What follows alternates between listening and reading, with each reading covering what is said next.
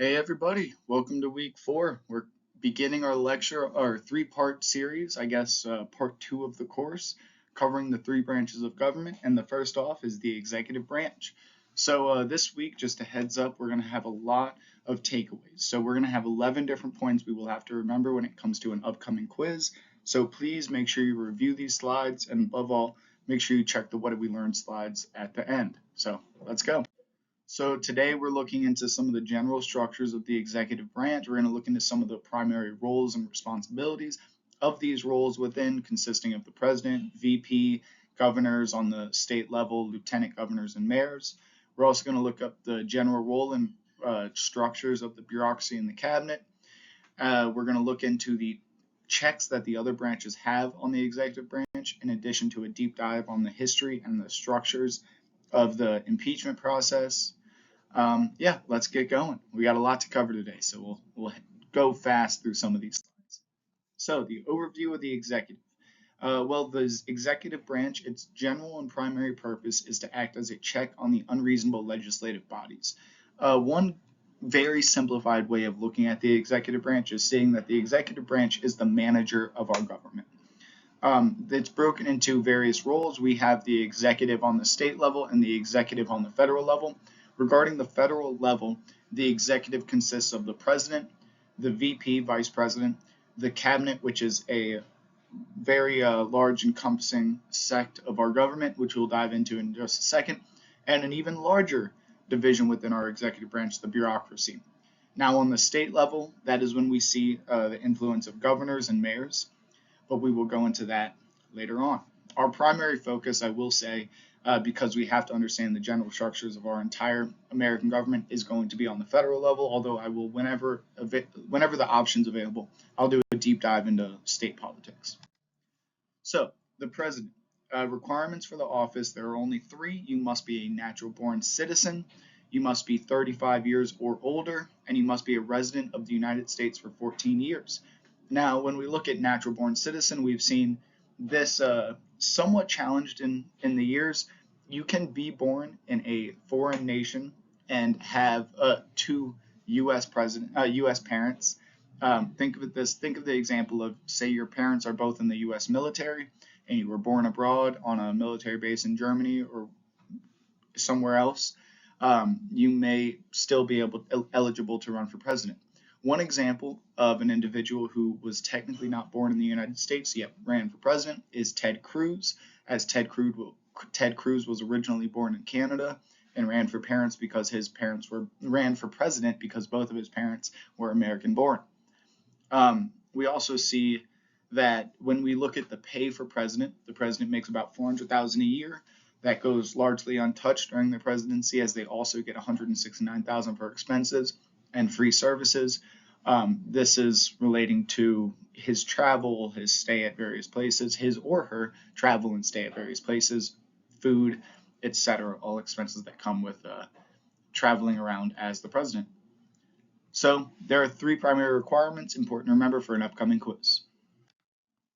Now, electing the president. Let's just do a quick overview of this. We remember from previous lectures the 12th Amendment. What does the 12th Amendment do? It changed the way we vote for president, made it to where we vote for president and vice president on separate ballots. It's no longer the runner-up who becomes vice president. And in addition to that, it concluded that if there is a tie among electors, the House of Representatives will vote for president.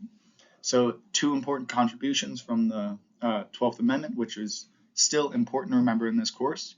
Additionally, we remember that we nominate candidates through political parties every 4 years. We have a 2-term cap on presidency, on maintaining the executive branch as president. There has been one challenge of that throughout our history, but that's a lecture for another time. There has also been a tie within the Electoral College on 2 occasions. We remember in the 1800 election when Thomas Jefferson ended up tying with Aaron Burr 36 times, I believe, in addition to 1824 when John Quincy Adams tied with Andrew Jackson. The House voted in Quincy Adams after, even though Andrew Jackson had more electoral and popular votes, which is a fascinating moment in U.S. history. The only other time in which the House was able to vote for the president. Now, when we talk about the presidency, we have to address the various powers that the president has. There are various types of powers. In the next few slides, we'll look into how these types of powers are exercised. So we see constitutional powers. This is quite direct. Powers granted directly in the Constitution to the president. We also see statutory powers, powers granted through laws enacted by Congress. This shows that the U.S. government is a breathing and shifting form of government. These powers granted to the president will change throughout our history, and they have significantly. There are also express powers, a power directly written in the Constitution or statutory law. Express powers entail constitutional and statutory powers. This is a more umbrella term for the two we just mentioned. We also have inherent powers, powers defined through practice rather than through law, not in the Constitution. One of these is one of the quotes from our Constitution that reveals the existence of inherent powers is, quote, "The president should take care that laws be faithfully executed." Now, what are the means in which the president will do this? Well, that is where inherent powers come through. They are not directly defined within the Constitution or through statutory law, but they're indicated, and there is a need for that responsibility. Additionally, we see emergency powers, inherent powers exercised by the president in periods of national crisis. Think about when we have significant national security threats or environmental catastrophes. We have the opportunity for our president to enact emergency powers, although it is strongly discouraged to use at a whim. Now, let's look at these powers in action. So the president has the power, well, let me just say this first. The president's job title is very expansive. They go under the title the head of state, the chief executive, the commander-in-chief of the armed forces. They are the chief diplomat. They are the chief legislator of the U.S., and they're the leader of their political party. Each one of these titles comes with various responsibilities. In these responsibilities are what we will cover in this slide and the next. These are not the only three powers the president has. We will go into more in detail in the next slide. Now, and it is also very important to remember the powers of the president. So they have the appointment powers. They can appoint their cabinet, their sub-cabinet members, their federal judgeships, agency heads, and many others. Additionally, they appoint the Supreme Court justices, many national federal judge positions beyond just the Supreme Court as well. There are roughly 9,000 total positions that the president has the power to appoint. And we see that one of the checks on the presidency is that the legislative branch has the power to approve or disapprove of these various appointments, something that has resulted in a fluctuation of policies being enacted, and a very interesting history that we'll dive into later on in this course when we talk about the role of the filibuster, which has been used heavily in various times in our history on judicial appointments, and at other times almost not used at all. So that's a fascinating history. We'll dive into that later on. So we also see that the president can enact reprieves, pardons, and commutations. This is something that you might just summarize as pardons, but it is important to make the distinction between what a reprieve is and what a commutation is. Reprievals are postponements of the execution of a federal sentence. Think of it this way: we do not have enough grounds to say that you do not deserve the punishment, but we can say this deserves further examination. We will have a reprieval, and it will postpone the execution of a federal sentence, sometimes forever, sometimes for a certain period, for various things to be done. We know pardons. Simply, this is released of all punishments relating to a crime, regardless of whether you've been in jail or not. It is the crime is dropped and you are free, simply put. And a commutation is a reduction of the time served. The conviction is still present. Think of an example of commutations consist of people that were serving lifelong terms, sentences for marijuana sales. And now that that law does not exist, they have enacted commutations where it is still on their record that they broke the law, but we see that they have been released from prison. So reprieves, pardons, and commutations is one of the primary powers of the president. We see that they also cannot pardon those convicted in a state court. These only consist of federal charges, and that is a very important caveat about reprieves, pardons, and commutations. Now, that being said, governors act as the head of the executive on the state level, and governors can provide reprieves, pardons, and commutations for state-level crimes. In addition to that, we can see some examples of historical moments of pardons. We see all Confederate soldiers were pardoned under Andrew Johnson after the Civil War, showing a step towards unity instead of a furthering of the division that was present. We see Richard Nixon was pardoned by his predecessor for his role. We also see Vietnam draft resistors were pardoned by Jimmy Carter at the time because that was a federal offense that they committed as they burned their draft cards in protest. But once again, this pardon, reprieval, and commutations power was used to show unity among the general population. Moving on, there are also many other examples of pardons, commutations, and reprieves. If you think there's one that I should have mentioned, feel free to email me.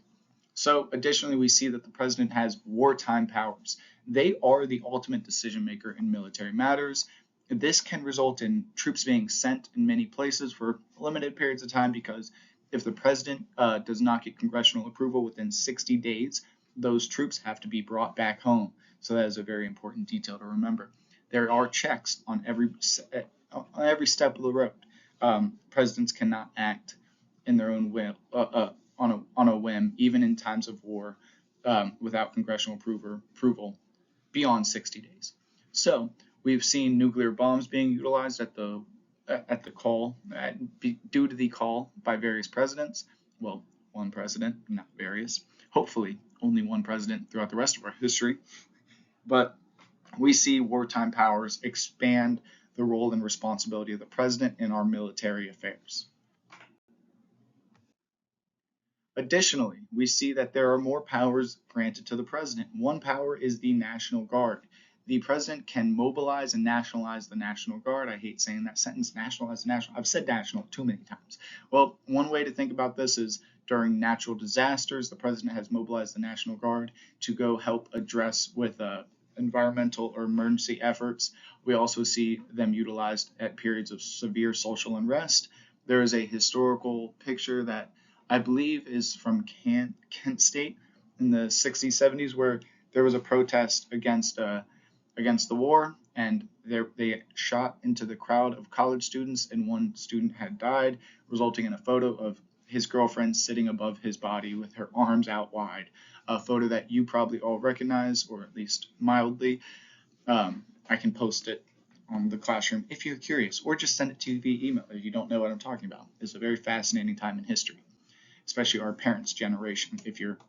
Maybe I'm getting a little too old, but yeah, our parents' generation, those born in the 50s and 60s. So they also have the ability, the president has the power for diplomatic recognition and the ability to sign treaties. The president can declare a state a state. They can recognize states on the international stage. This has far-reaching impacts. Think about what would happen, but think about the latter effects when the United States recognizes states like Israel or Afghanistan after we retracted our troops and the Taliban took control of that government at that time. And we did not recognize that state. And recognition of states expand their trade capacities, and sometimes the lack of recognition can act as a soft power tool to mitigate the influence and spread of a new system of government, a new regime in a region. So we also see this can be done through executive agreements made between the president and other state leaders. So we can see the president acts as the figurehead for international affairs a lot of times. So they act as the individual to sign treaties, make executive agreements, or recognize states on the international stage, any three of those actions. They additionally set the congressional agenda at the State of the Union. This is a soft domestic power, I would argue. This is where we've seen this speech before. They declare their policy platform and they call to action what our government and legislature should do. This has been a speech many points in history that has had significant impact, and at other times it has revealed the flaws of well, not the flaws, but the degrees of division within government, as in recent years we've heard moments as representatives have called presidents liars in passion on both sides of the political aisle to presidents of both sides of the political aisle in the last 20 years. We also see that the president maintains significant veto powers. If legislation is drafted and passed by by Congress, even if it makes it through the House and the Senate, with just simple majorities, the president can veto it and keep this law from going into effect, although the legislative branch can override a veto with 2/3 approval within both branches. In addition to this, we see that the president can sign and draft executive orders. I will go into details on this in just a slide. Let me make sure I've gotten everything else. So let's move on to cover executive orders. Well, right after we cover presidential vetoes, it's the next slide. So, presidential veto, it is important to acknowledge that there are two types of presidential vetoes. There's the regular veto and the pocket veto. Regular veto, the president decides the law will not go into effect. He will openly veto the legislation. This will often come with a veto message that specifies why it was struck down. And it is important to know that the veto process happens once the legislative branch drafts and approves a bill through the House and then the Senate, or the Senate and then the House. It will then go to the president for final approval. And as I just said, it could either be vetoed through a regular veto, or there can be something called a pocket veto. This is when the president refuses to sign or veto a bill directly. It will die after a certain amount of time, and Congress will have to reconsider it in the next session. It is important to know that a pocket veto is when the president simply does nothing. A president has to sign a law into effect once it has been passed. If they don't sign it, it can be a pocket veto. If they refuse to sign it and instead sign a veto, it can be a regular veto. Two ways in which a president can do this. So now let's talk about executive orders. I have 3 examples from 3 of our most recent presidents over the last few years. I don't have one from Biden's presidency just because I can verbally give you one. I just made this slide a bit ago. So generally speaking, executive orders establish or modify rules and practices of executive administrative agencies. They can do this to enforce legislative statutes, which is written laws passed by Congress. They could also do this to enforce the Constitution or treaties with foreign nations. So let's look at, I'll add a 4th, but let's look at 3 specific executive orders. Some that have been struck down by courts, some have been overturned by or restricted due to the lack of Congress's approval, or some have been approved. So we look at 2001, 11 days after the crisis that happened in 9/11, Bush signed an executive order to create the Department of Homeland Security. This was a quick act. He appointed a head of the department, which is a part of his cabinet. We'll talk about that in just a second. And a year later, Congress passed the Homeland Security Act to officially establish the Department of Homeland Security in 2002. So we saw this executive order was supported by the rest of government and checks were not enacted. And we see the establishment of the Department of Homeland Security that thrives to date. We also see, fast forward a few years till 2014, where Obama passed an executive order heavily restricting illegal immigration at our border. This was overturned by the judicial branch, and we did not see a redrafting of this executive order. We see in 2017, I forgot to put the year, I apologize, Donald Trump signed an executive order to restrict travel from select countries. This was referred to among the general public. You might remember it as the travel ban.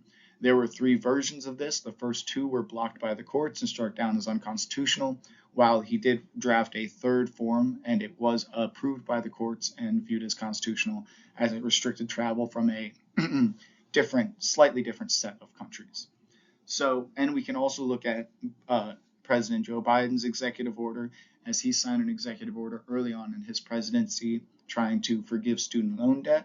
Our judicial branch once again struck this executive order down, citing that the power of the purse is granted to Congress and not the president. So anything regarding the expenses of our federal government is not within the power of the presidency. So we saw that executive order being struck down as well. So we see within executive orders, these are expansive actions that the president can take single-handedly, which really they can establish new agencies, as you see under Bush. They can change the practices of executive administrative agencies, like the various agencies that address immigration, as Obama and Trump tried to enact executive orders. And we can see executive orders trying to address domestic issues, although sometimes they can be a bit expansive, more expansive than executive orders were hoped to be. So this is an example where we can see various checks put on our presidency throughout our history and the power of the presidency single-handedly. Now let's talk about the president's cabinet. This is 26 specific positions, including the heads of 15 executive departments. These executive departments consist of, well, we have the secretaries of agriculture and commerce, we have the defense, education, energy, health and human services, homeland security, housing and urban development, interior, Department of Labor, Department of State, Department of Transportation, the Treasury, Veteran Affairs, and the Attorney General, many other cabinet positions, including the White House Chief of Staff, U.S. Ambassador to the UN, Director of National Intelligence, U.S. Trade Representatives, heads of the EPA, Office of Management and Budget, Council of Economic Advisors, Office of Science, Technology Policy, and Small Business Administration.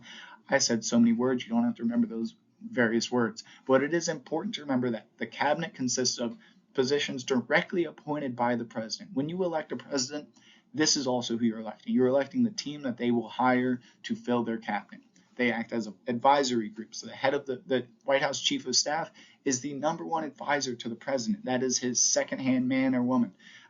We see that these positions have various points in our history been left empty in certain administrations, and we see some administrations maintaining a good fluctuation of members holding each office while others do not. But the important takeaway is that these are 26 specific positions. These are the leaders and the managers of the various dimensions of the executive branch. Remember, the cabinet has various agencies. 3 of these agencies we'll do a deep dive into in the next few slides, just so you understand the structures of the cabinet. And it is important to remember the next 3 slides are all parts of the cabinet. Oh, that didn't go to the next slide. The first of these departments is the Department of Justice, which is a part of the executive cabinet. This was created in 1870. This relied on the U.S. Judiciary Act of 1789, which first established U.S. Marshal Services, which developed over time to become the DOJ in 1870. They were originally used in 1870 when it was established as the DOJ. It was used to enforce civil rights and enforce the 13th, 14th, and 15th Amendments after the Civil War during the Reconstruction era. In 1849, the Office of Attorney General was created, which is the primary leader, I guess you could say, of the Department of Justice. And in 1855, this position began addressing civil claims against the federal government. So they represent individuals and the government in the court system. In 1890, we saw the Sherman Antitrust Act, which expanded the powers of the DOJ to address market concentration, to make sure that we do not have various companies monopolizing in various industries. This is something that you probably heard of in recent years. The current DOJ is heavily restricting various mergers between airlines, grocery store companies, tech companies. If you look up DOJ in the market, you will probably find many articles relating to various airlines or grocery stores. I know Kroger and Albertsons is currently having a merger that is running into some issues due to the DOJ. In 1919, they created the Criminal Division of the DOJ to address criminal matters regarding federal law. So this is who you might deal with if you break federal laws. Now this is, once again, I want to emphasize, officially established in 1870. The primary functions of the DOJ are to enforce federal laws, protect civil rights. Remember 13th, 14th, and 15th Amendment as they enforced it during the Reconstruction era. This also addresses civil claims against the government, giving lawyers to represent the federal government. When you see Supreme Court cases against, when it's like, individual versus the U.S., the Department of Justice, one of the members within the DOJ, will act as the primary litigator and will represent the U.S. government. And additionally, that position would be the U.S. Solicitor General. So we also see that they prevent monopolies through antitrust enforcement. They have a large role in enforcing economic legislation.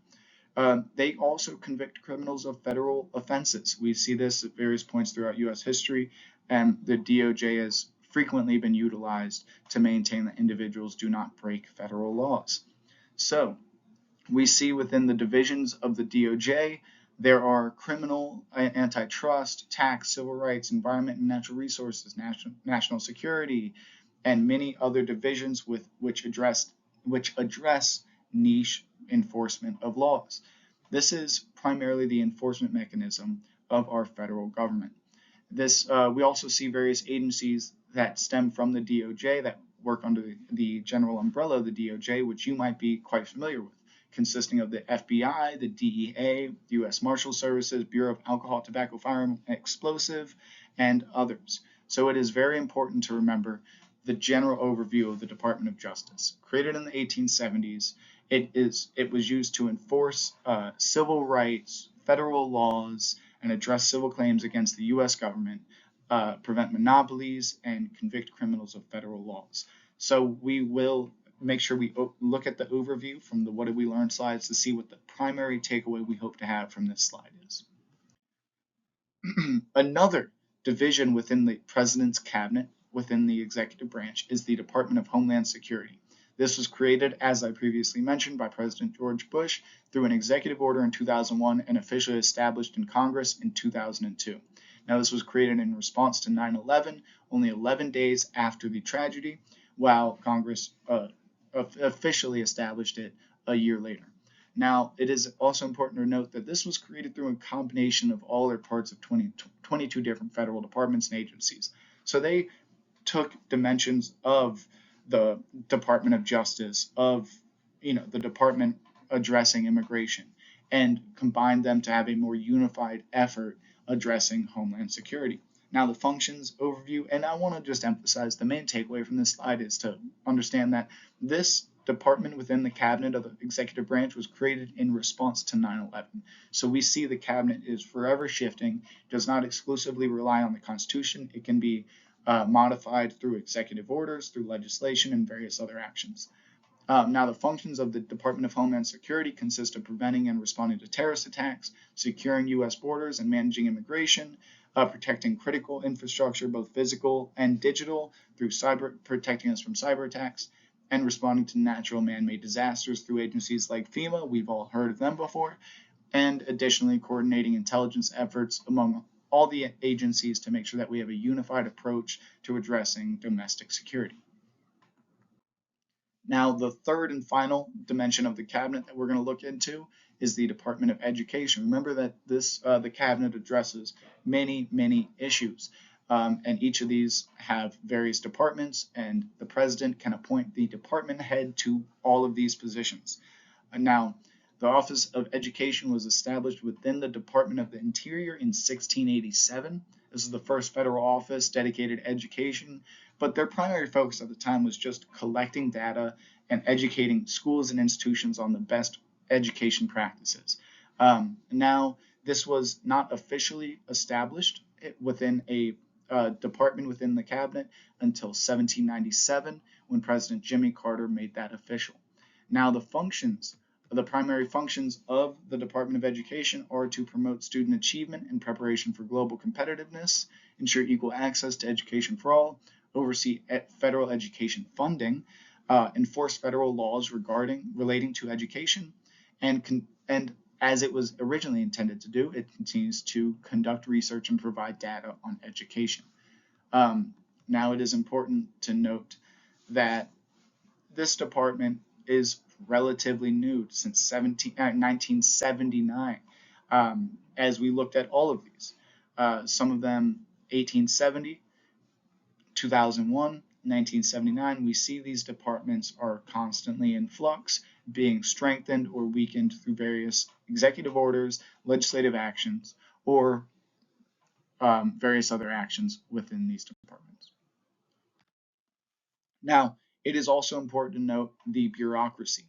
The bureaucracy consists of the 2.1, sometimes 2.5 million if you include the post office, individuals who work for our federal government, but are in no way directly appointed by the president. These are not in flux based on any presidential election, while the cabinet is dependent on the presidential elections.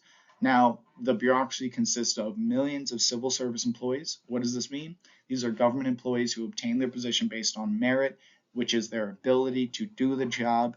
If you go to get a job at the post office, they're going to ask you about your experience, maybe driving a truck or maybe sorting various things or using Excel or whatever it is. They will not be asking you who you voted for president, while the cabinet would have some considerations as the president has the power to appoint the heads of those departments. The president does not have the power to appoint individuals to the bureaucracy. Some of you may be a part of our bureaucracy. Now, in addition to the president, we also know that we have a vice president, an often overlooked position within our federal government. And it is important to remember for the quizzes that the vice president, is the president of the Senate. What does that mean? That means out of the 100 individuals that meet and vote on legislation, if they cannot have a majority and they are split 50-50, the vice president will come in and cast the tie-breaking vote. We have numerous presidents that have enacted the tie-breaking vote throughout history. Almost every president has had the opportunity to cast a couple tie-breaking votes. Fascinating concept. Additionally, we see that the vice president is intended to strengthen the presidential ticket. We have also seen that it's been a step towards the presidency, as 8 vice presidents have become presidents later on in their careers. We currently have our current vice president running for office in Kamala Harris, so it is worth noting that this trend is continuing. But key takeaway, the vice president of the United States is the president of the Senate and will cast the tie-breaking vote within the United States Senate. Now, additionally, we have governors. The governors act, simply put, as the leader of the executive on the state level. They're your state's president. I use that heavily in quotations.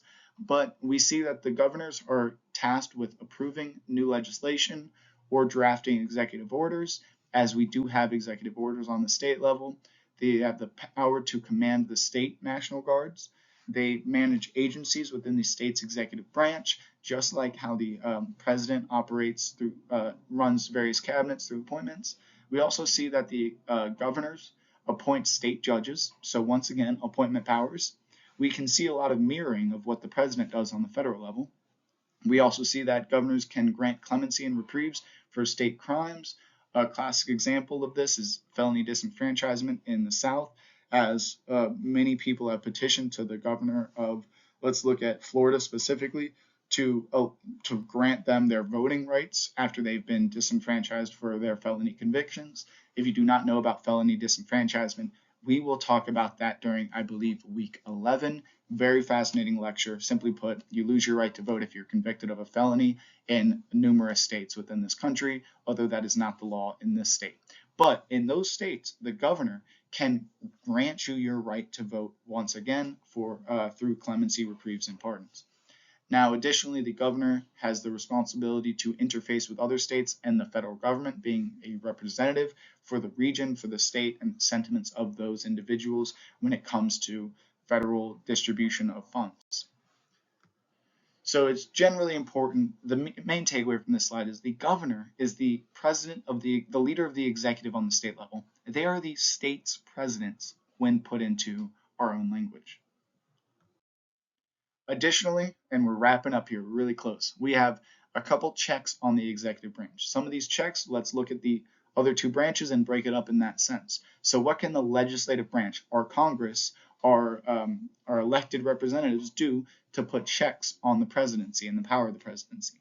Well, if the president becomes unruly or gets themselves into a bit of trouble, the legislative branch can impeach the president. We will dive into that in just a second. We'll look at how that works and the history.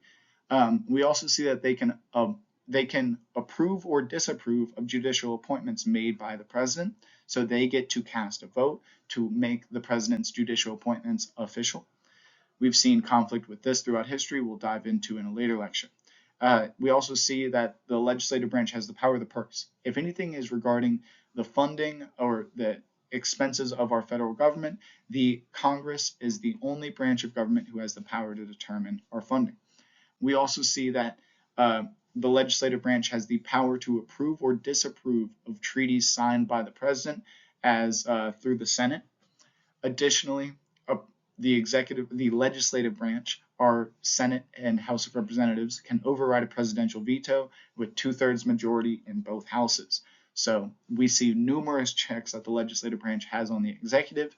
And when we look at the judicial branch has one overarching check that it has and it can utilize over the executive and legislature.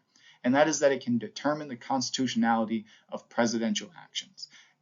We've looked at a couple executive orders that were struck down by the courts. These are checks from the judicial branch on presidential actions.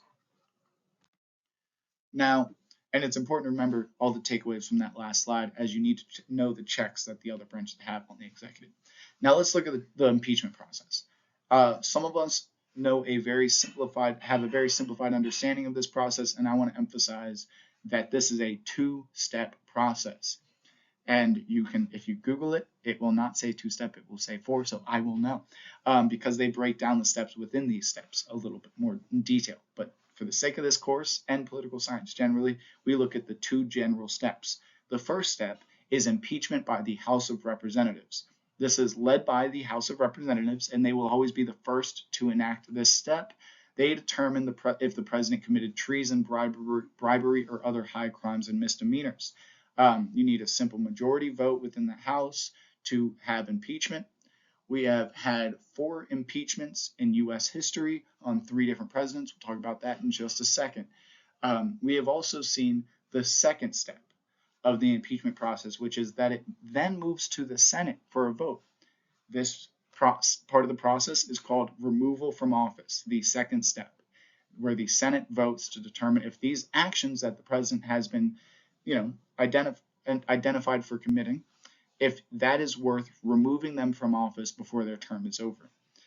Now, it is important to note, no president has ever been removed from office through the second step of the impeachment process. We have never completed a full impeachment process for any president through U.S. history, although we have had examples of presidents stepping down. Now, this is when I go to the next slide, but I do want to emphasize, impeachment is a two-step process. First, impeachment by the House of Representatives. Second, removal from office by the Senate. Now, let's look at the history of a couple impeachments. We see that no president has been removed from office by the U.S. Senate, so we've never had a complete impeachment process, as I've already echoed. We see that there have been 4 successful impeachments by the House of Representatives. These consist of 1868, when the Congress impeached Andrew Johnson. I included 1974 because prior to the official start of impeachment processes against Richard Nixon resigned. So the pressures of impeachment led to his resignation, which you could argue is successful, although we did not get an official vote from the House of Representatives. But it's worth the commentary. And 1998, we saw the impeachment of Bill Clinton. He did finish his term as president and did not run again afterwards. We see that in 2019, we saw the first impeachment of Donald Trump, and this did not remove him from office. He was acquitted by the Senate, like Andrew Johnson and Bill Clinton. And then we saw in 2021 a second successful impeachment against President Donald Trump, in which this, for the first time in recent years, we had Republicans and Democrats impeaching the president, as 10 Republicans signed on for this impeachment relating to connections to January 6th efforts. Now, this is just an overview of the history of impeachments without any partisanship. This is just simply storytelling at this point. Now, we have 3 different presidents who have been impeached, just a rephrasing of that sentiment. Andrew Johnson in 1868, due to multiple social conflicts among other representatives. Bill Clinton, 1998, which is a history we all are familiar with. And Donald Trump in the 2 recent impeachments by the House. And this is why I mention this, because you can be impeached as a president and finish your term as president and have almost no repercussions, unless the second stage of impeachment goes through and is enacted and you are removed from office. And no president has ever been removed from office, although Richard Nixon is the one president who resigned prior to the establishment of the impeachment process. Now, got a lot of takeaways this week. I know it's a lot more overwhelming than past lectures, but a lot of this is pretty simple, and a lot of this is something that you most likely knew or had a vague interaction with prior to taking this class. What are the requirements of being president? What are the positions within the executive? I emphasized various points throughout these lectures, which I really encourage you to go back through and listen and see where I have focused on. I also have everything right here for you. So please look at this slide and the next, where we have the answers to all the previous questions. And I want to tell you real quick what we have due this week. So once again, we have a new discussion starting. You have to do 3 posts this week. Your original post, 2 responses to 2 different classmates on their post, where you have to ask them a question about what they're saying. You can't just simply agree or disagree. Ask them, engage with them, tell them why you're curious about what you're curious about. Additionally, we have assignment number 2, which is due, as all assignments are, this Sunday, well, a week from today, by 11:59 p.m. So we also, and today is September 22nd, so 7 days from the 22nd. Assignment number 2 is due. It's on Eagle Online. You have access to that. This is a summary assignment. Make sure you read all the details. This is where you're going to be summarizing various articles. So we're going to be able to detach our objective understanding of what an article is telling us. Some of these are even opinion pieces. Some of them are Federalist Papers. You have a choice between a large collective to see what speaks to you, but you have to summarize them objectively without your opinion regarding the article, opinion regarding the angle that the author was taking. Just tell me what the author said as objectively as possible. And then I even allow for another paragraph in which you can tell me what you think, but you have to tell me what you think separate of what the article objectively says. We're separating our opinions from the truth that we see within these articles, and it is very important to work on that craft and be able to do that. And among all, very important to be able to summarize an article objectively. That is a tool that you will have to have in your toolbox later on in college, something that I struggled to improve on later years of college. So I'm trying to get you started on that mission a little earlier than I and many others are. So please make sure you go through the readings and listen to this lecture. Reach out if you have any questions about anything. I'm happy to help you. I'm always here for you. I've talked to many of you about some various circumstances we've had to work around. Just know, if you communicate to me what your issues are, what your current challenges are in life, I'm happy to work around them. Happy to make sure you have the tools to succeed in this course. So just reach out. I can't help you if I don't know what you need. So thank you guys. Once again, a good week. The next 2 weeks are going to be pretty similar, with a little heavy workload when it comes to the content, but I promise you it will be very comprehensible content, and this is the stuff that makes you an amazing citizen. If you understand these structures, your vote is more powerful than you would have ever predicted. Thank you guys. See you next week. Hopefully talk to you via email soon.